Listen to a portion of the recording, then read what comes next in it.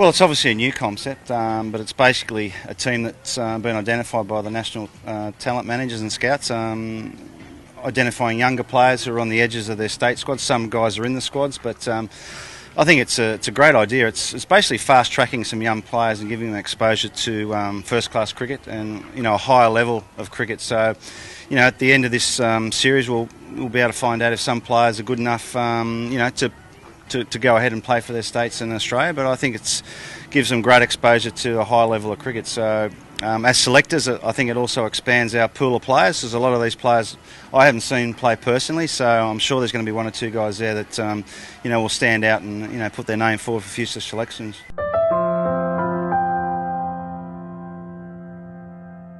Well, all the state teams are very strong. Not just today. They're extra strong because of the test players coming back from Bangladesh and playing in this Matador Cup. So, look, I'll be able to answer that in a couple of weeks. How good the CA11 goes, but there's only one way to find out. You've got to expose these young guys.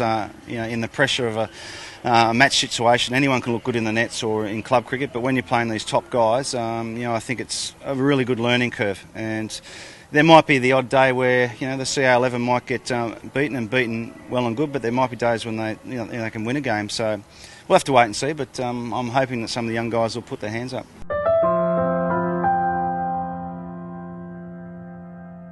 Well, it's a blow for Bangladesh cricket, and also obviously the players who were picked in the Australian tour to Bangladesh, because there's some guys there who haven't been involved in the Australian squads before. So, they'll feel like they've got robbed of playing maybe a test match in Bangladesh. So, it's not ideal, but player safety's got to come first. Our players will get another chance. Obviously, this summer there's 6 test matches to be played in Australia. Obviously, the team for the first test in New Zealand will look different to what was going to happen in Bangladesh, because we had Johnson and Hazelwood who got rested. David Warner wasn't there with a finger injury or a thumb injury, and it's different conditions. So you're not going to pick 2 spinners at the Gabba. It's going to be a different look to the team. But those players that were selected in that squad for Bangladesh, what they've got to take out of it is that they're definitely on the radar of playing future test matches for Australia. Some of the guys that hadn't been on tours and got a Guernsey there, they're going to be disappointed, but they're definitely on the radar.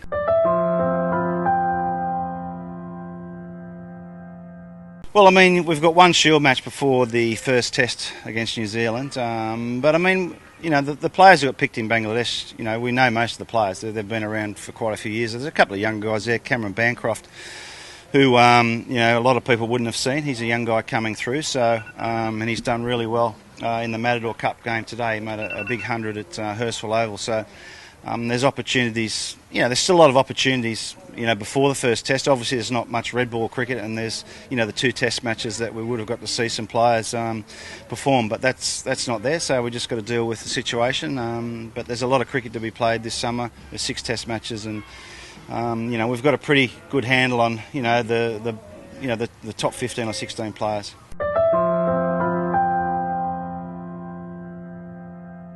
Well, it's disappointing in the first place, because Pat was coming really good quickly. He was starting to bowl with great pace and control in the one-day series, so it's very disappointing for Pat, and also I guess as Australian selectors and the public, because he's an exciting young player. He's a great young kid. Unfortunately, he's had these injuries in his short career so far, but this time off might make his body stronger and might help in the long run, but disappointing at the present, obviously. But hopefully he gets back towards the end of the summer and maybe for that T20 World Cup in India next March.